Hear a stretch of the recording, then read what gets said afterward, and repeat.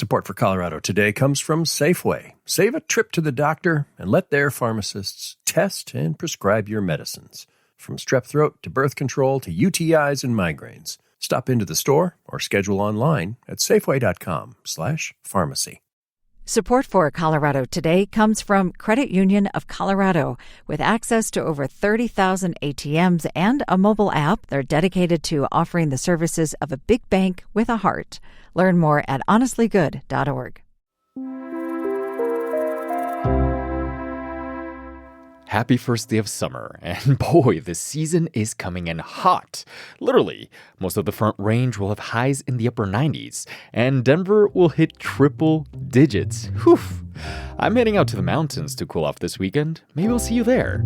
I'm Arlo Perez Esquivel. And I'm Bazi Kanani.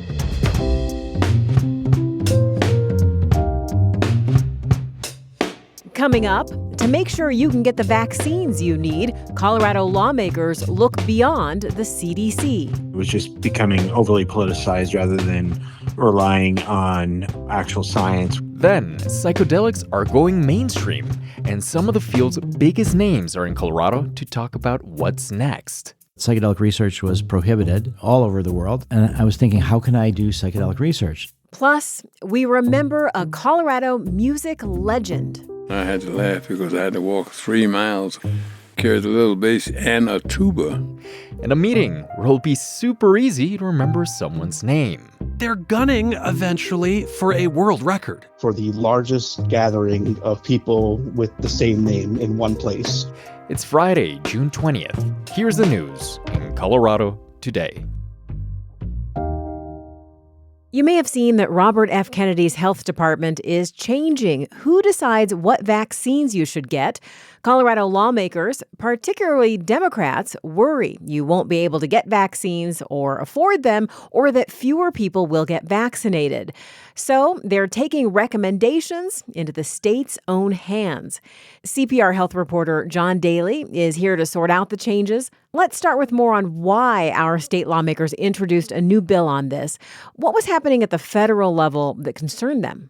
So we have this federal vaccine advisory panel, and for decades they've made policy and recommendations to the CDC, the Centers for Disease Control and Prevention.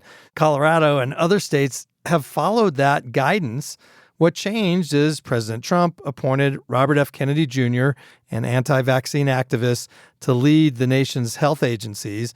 Recently, he fired everyone on that vaccine advisory panel, which is called the Advisory Committee for Immunization Practices, or ACIP, and he's now replacing them with new members. And most of them don't have the kind of medical and vaccine experience of the former committee. This new law in Colorado allows the state to look elsewhere besides just the CDC for vaccine recommendations. How will it work? So Colorado lawmakers passed the law in April. It says the state's Board of Health may take into consideration recommendations from other high-profile doctors groups, not just the CDC panel, the ACIP. Here's Senator Kyle Mullica, who was a co-sponsor. You could see the writing on the wall that it was just becoming overly politicized rather than relying on, actual science with this new HHS director. Now, the State Board of Health sets vaccine rules for Colorado, and that's especially important for kids and students. And when they do look at recommendations, they'll now have the flexibility to consider recommendations not just from the ACIP, but also from these national doctors groups, the American Academy of Pediatrics, the American Academy of Family Physicians, the American College of Obstetricians and Gynecologists, and the American College of Physicians.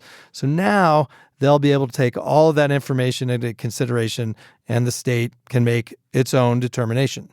Could this law become a problem for insurance companies? Will they agree to cover vaccines that are recommended by other experts? So, for example, if Colorado says you should get a flu or some other type of vaccine, but the CDC says, no, it's not necessary, Will insurance cover that? That's a key question. We are totally in uncharted territory, so it's not exactly clear. We really don't know what this new ACIP will do. State lawmakers, though, have passed a companion bill that deals with insurance, and it aims to help make sure Coloradans will have vaccines covered by insurance companies, regardless of what the ACIP or the CDC does. Are any other states doing anything like this? Not that I'm aware of. There is a lot of talk nationally about this idea, and I think it's likely that other states will follow suit. And what about public health and medical experts here in Colorado? How do they feel about this new law? The ones that I've spoken to support this move. They do worry about the potential of all this. Whatever happens will lead to potentially mistrust or confusion from the public, from doctors, from other health providers. I spoke to a primary care doctor in South Central Colorado. His name is Dr. Clint Sowards. I'm going to share just the facts, the evidence, and I'm going to make the patient feel comfortable in making their own healthcare decisions. I think that's what we all want from a provider. Ultimately, the doctors I spoke to say they think the new law will give Colorado options and flexibility and protections other states don't have. John Daly, thank you. You bet.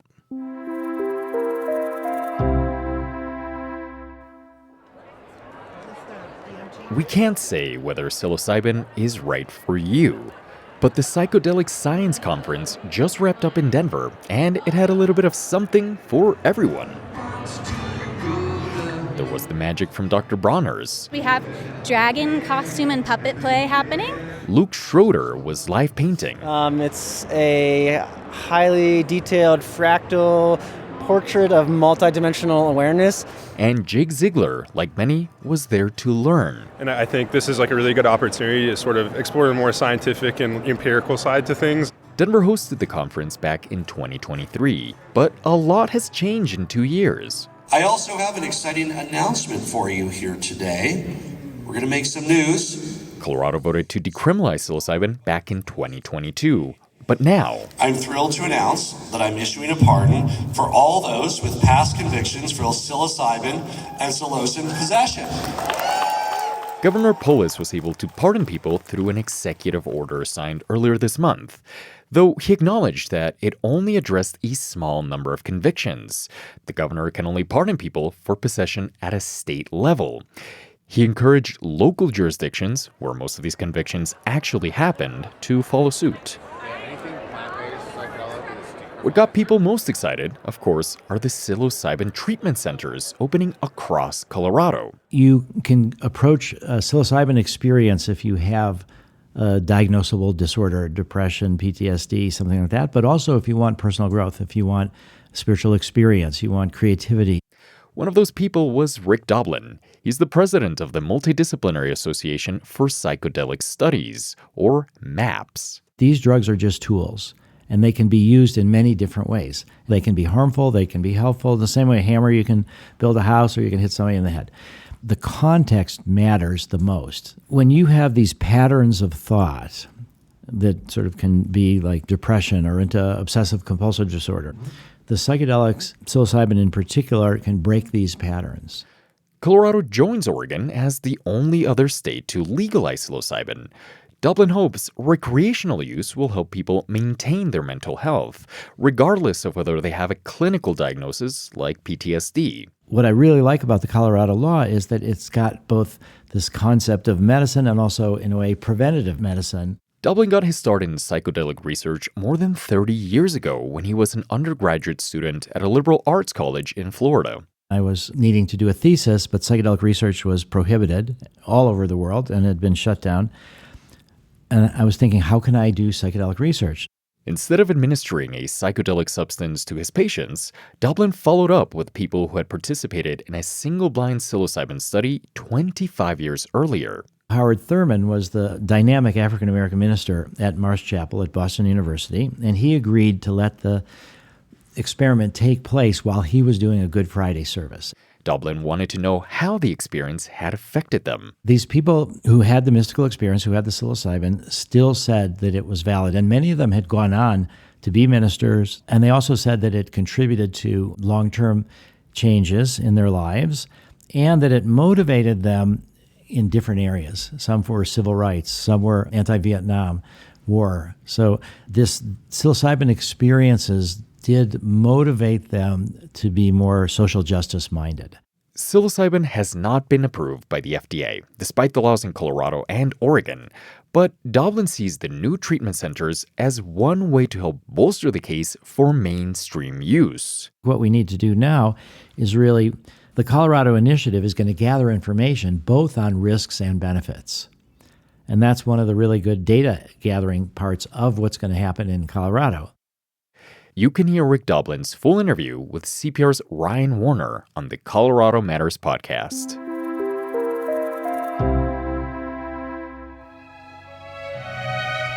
This week, Colorado lost one of its finest musicians. Known as the Jackie Robinson of classical music, Charlie Burrell died at the age of 104. In a time of segregation, Burrell was one of only a few black artists to play with a major American symphony and the first black member of the Denver Symphony Orchestra in 1949. In 2020, CPR talked to Burrell about the first time he picked up the bass. He was in junior high in Detroit and decided to take up the instrument as a way to cut class. I looked at it, I didn't know what it was, but to my amazement, I found out that it was a aluminum gray string bass, which they gave to the kids in those days because they couldn't demolish them. And I said, I'll take it. Burrell's mom was very supportive. She helped him figure out how to get the large instrument to school 3 miles away. She went down to the Goodwill and got this little red wagon for 25 cents. And she says, here, son, this will help you. And I had to laugh because I had to walk 3 miles with the little red wagon and the bass. And, of course, a little later on, I had to carry the little bass and a tuba. Burrell's journey to become a classical musician was not easy. I look back now, I never had a vacation until I'd been playing for 20 years. Burrell's love of music wasn't limited to classical. He also shared the stage with jazz greats, including Charlie Parker, Ella Fitzgerald, and Billie Holiday. He still performed well into his 90s. It was part of the way he enjoyed his retirement, as he told us back in 2006. Every day is Christmas. Every day. I practice a half an hour every morning, and I had for quite a long time played little jazz jobs here and there. And I found myself being hooked with gardening, and I loved it. Charlie Burrell will always be remembered as a pioneering classical and jazz artist.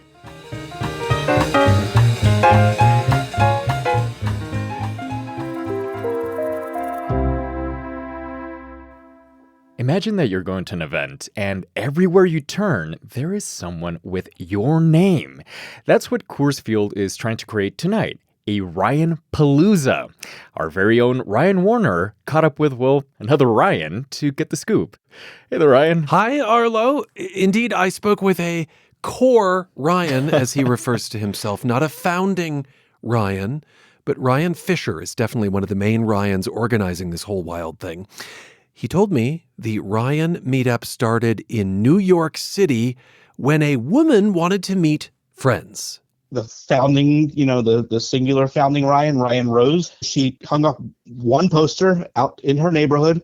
Is your name Ryan? Do you want to meet other Ryans? Scan this QR code and come here at this date and time.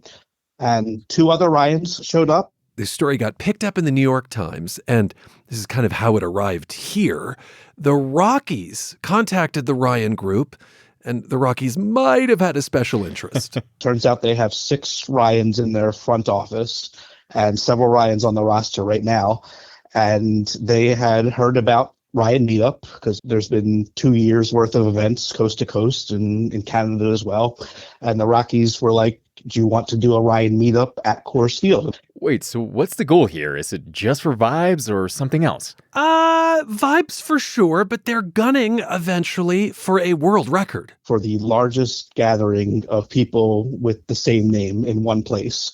Currently held by the Ivans or the Ivans in Bosnia. I believe the number's 2325. All right, so if you're a Ryan and you want to get in on this name-based shenanigans, what do you do? Well, head over to ryanmeetup.com. You can score tickets as the Rockies play the Arizona Diamondbacks this evening. Then Saturday, there's a Ryan Summit at a Denver bar. The only rule is you can't be named Brian. Every Ryan is if there's a massive common bond, we've all been called Brian many, many, many times. Oof, well, maybe the Bryans can have their own get-together. Thank you, Ryan with an R. The question is, are you going? Only in spirit. I'm going to be reporting in Creed this weekend. My FOMO is strong. Well, maybe next time. Thank you so much. Thank you. Reporting for today's show also came from CPR's Alejandro Alonso Galva, Haley May, Chiara Demari, and Ryan Warner. You can support local news by following Colorado Today in your podcast app and by making a donation. The link is in our show notes. Have a great weekend. I'm Arlo Perez Esquivel. And I'm Bazi Kanani. This is CPR News. Support for Colorado Today comes from Credit Union of Colorado. With access to over 30,000 ATMs and a mobile app, they're dedicated to offering the services of a big bank with a heart. Learn more at honestlygood.org. Support for Colorado Today comes from Safeway. Save a trip to the doctor and let their pharmacists test and prescribe your medicines. From strep throat to birth control to UTIs and migraines. Stop into the store or schedule online at safeway.com/pharmacy.